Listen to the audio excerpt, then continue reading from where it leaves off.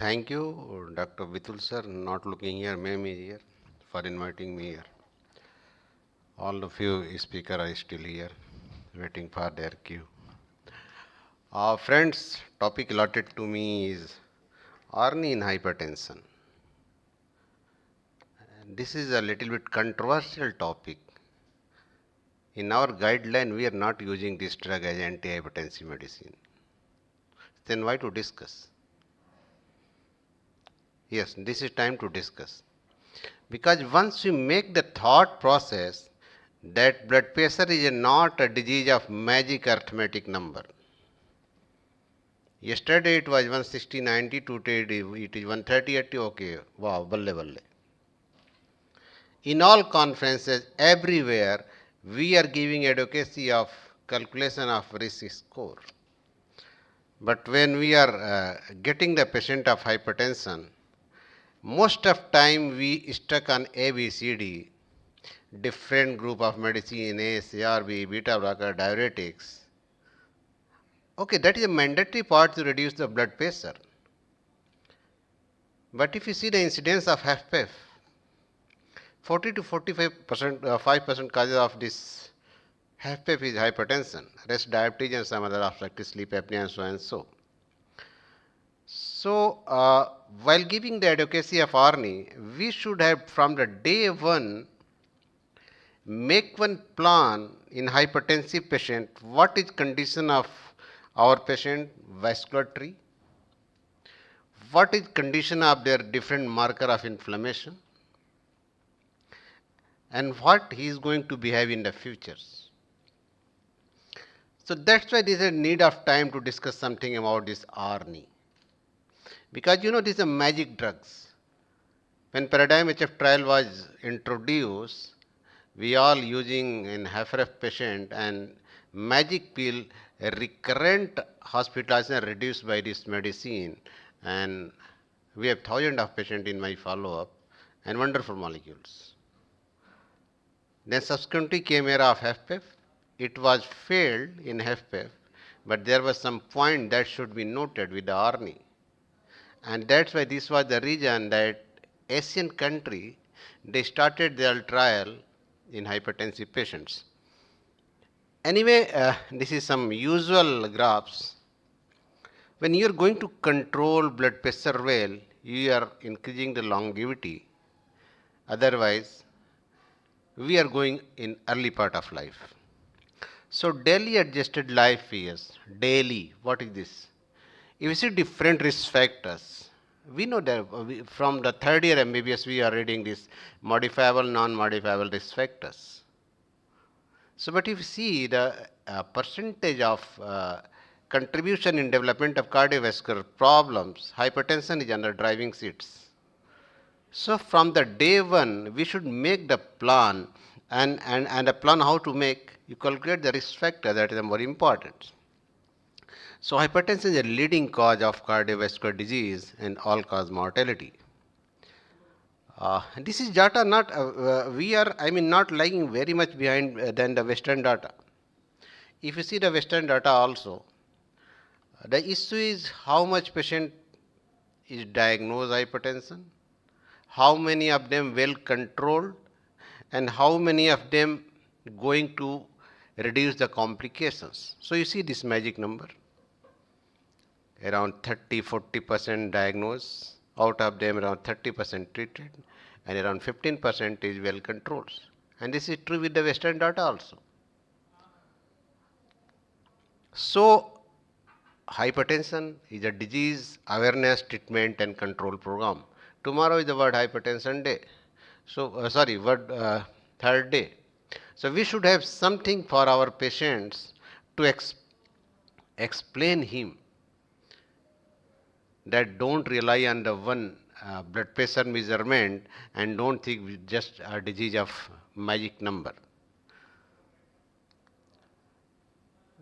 Coming to part of treatment, we know when we are not going to, control the blood pressure, what are the end consequences? In our clinical practice.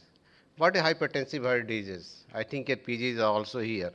There is a characteristic finding of hypertensive heart disease. concentric hypertrophy of left ventricle, LA enlarged, high end filling pressure, LA index volume is high. So what does it mean? Same patient coming with a characteristic history of shortness of breath and chest pain, when you are getting the angiogram of the same patient, might their epicardial count is normal. Now patient is telling, doctor, then why you are giving medicine in vasculoprotective medicine, this metabolic modulator, my angio is normal. The question arises here, you don't have to see this microvasculature in the hypertensive patient. So this is a mandatory that from the day one, you should be think of their vascular tree. That is a very mandatory. While investigating the patient of the hypertension, you see the very basic tools, and that is not sufficient. So you should be go ahead beyond the ECG. Different level of classification, our audience no need to discuss CS. Important is to control well different this. Sometimes while we becoming the puppet of different guidelines, I am using terms puppet. We doctor confuse, leave for the patients. So you make one clear cut, crisp idea in your mind. If my patient is having risk factor, have risk enhancer, the BP should be around 130/80. If patient is a frail, okay, it is 140/90. Less than the 130/80 around it is up to different risk factor and the risk enhancer. So if you see right now, if you see the different guideline, Indian guideline, Indian Society of Hypertension, I was also the part of that guideline, European Society of Hypertension, ACC, RSSDI. So there is a fighting in between. So no need to fight. Just guideline guide us that ultimately we need to treat the patient and minimize their complications. So if you see this guideline, whatever kind of patient, class of recommendation and level of evidence, almost 1A, 1B. So you control the blood pressure well. And that is not sufficient. Sufficient is from the day one, you reduce the severe risk. So you go for the primordial prevention. You go to screen the patient, and who should be screened. You go at the individual level, family level, school level, at religious place, if you have a general population, in the same way, and how to screen to patient, primordial prevention is important. Coming to our talk today, why ARNI, when ARNI, and what is the benefit to ARNI? You remember the mechanism of action of ARNI. Suppose what we are expecting from any hypertensive drug. Suppose I am prescribing A once a day. So what we are expecting? That drug should have effect on the preload. That should have effect on the afterload. That drug should have reduced the cardiac output. That drug should have effect on the heart rate. Blood pressure is the arithmetics of cardiac output, and cardiac output depend on stroke volume and heart rate, and then afterload. So you should be work on three axes. You reduce stroke volume, you reduce heart rate, and you reduce afterload. And where we are standing with this ARNI, if you see the mechanism of action in the HFrEF patient, what this causing? This reduced preload. This causes mechanistic benefit in the LV myocardium. This reduces so long this pressure on this cardiomyocytes and reducing NT-proBNP level. This reduces afterload. And if you see the different marker of inflammation, this significant cause reduction is different marker of inflammation. And above all, what came in paradigm HF trial? Paradigm HF trial was failed in the higher range of ejection fraction. But if you see the mid-range of ejection fraction around 50%, this causes reduction in the LV mass, especially in the female subset of population. Mind my word, female subset of population, and this significantly causes a reduction in the LA index volume and filling pressures.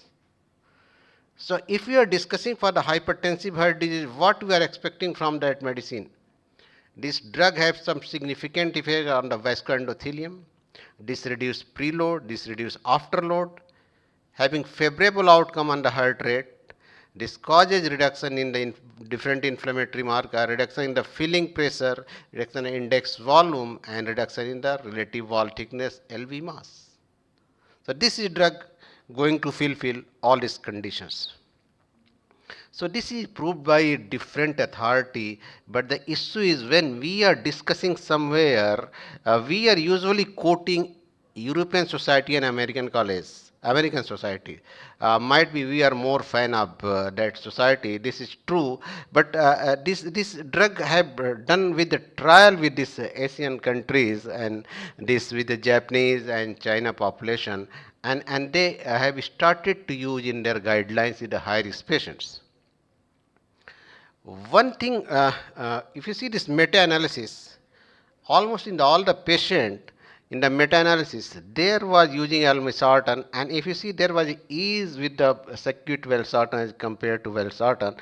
If there are different type of blood pressure, different position of mean arterial systolic blood pressure, sitting blood pressure, sitting diastolic blood pressure, ambulatory blood pressure, office blood pressure. So in all this variety, there was a little bit ease with circuit valsartan as compared to olmesartan alone. So coming in the mind, why not to use? But one thing, I think that those audience here sitting, I think no one using Arni in 200 and 400 milligram. Usually you are using 50 to 100 milligram in divided doses. But in the all this trial, if you remember, the minimum dose of ornif as an antihypertensive agent was quite high. It was 200 milligram. Optimal was 400 milligram. Then they was able to get a desirable effect for the blood pressures. Mechanism of action, we know this is neprilysin inhibitor, and ultimately this have favorable effect, and when this is active while giving this fragment of this circuit valsartan, ultimately you are able to get decreased renin secretion, decreased blood pressure, improve endothelial permeability, decrease hypertrophy, decrease fibrosis, and decrease sympathetic outflow. So, I mean, we know how to reduce blood this heart rate by these medicines. So, on the same time, this causes two things. Not only sympathetic outflow is responsible for the heart rate, diuretic is responsible for reducing the heart rate. Whenever you are going to reduce the filling pressure, LA index volume, and you are reducing the pressure of this pulmonary veins, you know that is a very important cause of low atrial fibrillation in hypertensive heart disease, 18 to 20%. Then again, heart rate is reducing. So by reducing sympathetic tone and reducing the preload, there is a wonderful reduction in the heart rate also with these medicines. So this causes reduction in ambulatory blood pressure as compared to placebo, significant decrease in the pulse pressure, uh, and in the same way there is significant reduction in the sitting diastolic and systolic blood pressures. So there are different trials with these molecules. So one was important with the parameter trials, and this shows that, and what the key secondary endpoint, the significant reduction in the observed in the clinic systolic blood pressure, and that was statistically significant as compared to placebo. So, but here next data I will see you as comparison to olmesartan.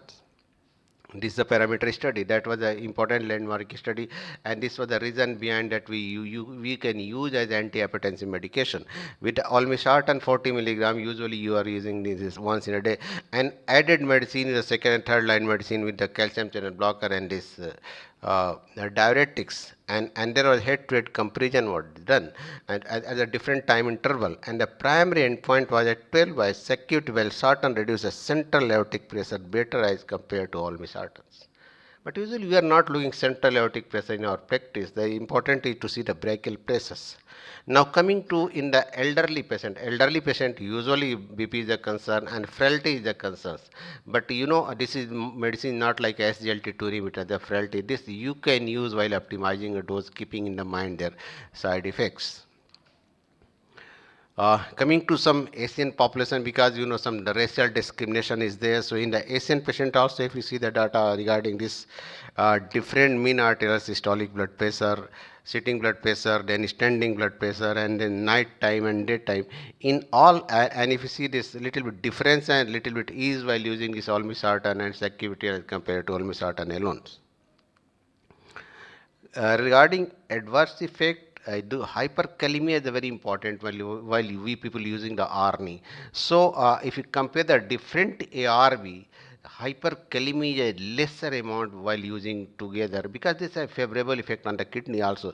So hyperkalemia incidence is little bit on the lower side as compared to ARV alone.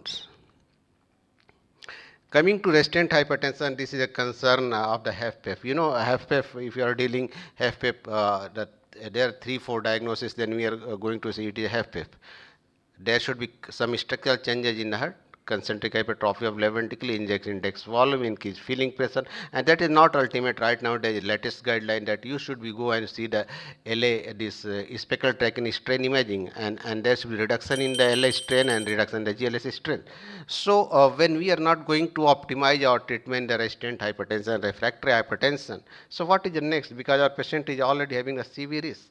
LA usually dilated massive hypertrophy. So this is a drug where you incorporate in that kind of patient and you are having desirable effect with the wonderful outcome in terms of, we know there is a reduction in LV mass, reduction in the filling pressure, and we are supporting so many data that this molecule, when we start to use ARNI, their LV dimension was huge like balloon, and it was 7.5, 7.8 like this, and right now after 3 years of the follow-up, this LV shrunken with the normal dimension, ejection fraction looking the normal. So this is the magic of these molecules.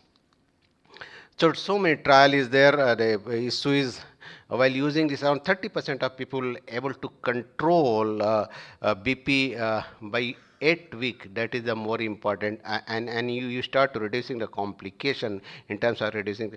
How many of us while dealing with this hypertensive patient, we are getting and asking their cardiologist, please mention their filling pressure and what is the time of starting and how it is going to behave in the future. So this is important while you are dealing with the patients.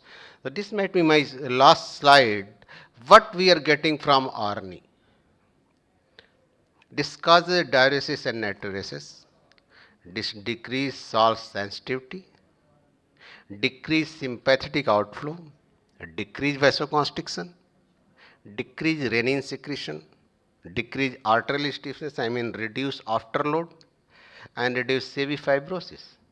Not mention few things here, and the hypertensive, that is believe me very important. If you see the data that how LA this hypertensive LA index volume is a very important, and this is a molecule in 12 to 24 week. If you are using and optimizing your blood pressure, this causes a reduction in LA index volume around 20%. That's the one criteria for this diagnosis of the HFpEF, and there is a reduction in LV mass also. So this molecule is supposed to be a wonderful molecule for using patient with the blood pressure, not alone those who is having the high risk patient, and that is not going to control while in the refractory or resistant hypertension while using the 3 drug with optimal dose of diuretics. Keeping in the mind there should be no genuine contraindication of the ARNI. Genuine contraindication, you know it. I think so. This is all from my presentation. I try to make it simplified. Thank you for any comments and questions. Thank you very much, Dr. Ansari. Great masterly talk as usual. I have been listening to you for last 10 years. Excellent talk. Definitely, Arnin hypertension is upcoming indication. And in few years, I think next year, the data will be available, the research will be available to use ARNI in hypertension. ARNI has become a pillar point in treatment of heart failure in any form. So thank you very much for apprising us the use of ARNI in hypertension. Thank you. Thank you, sir. Thank you.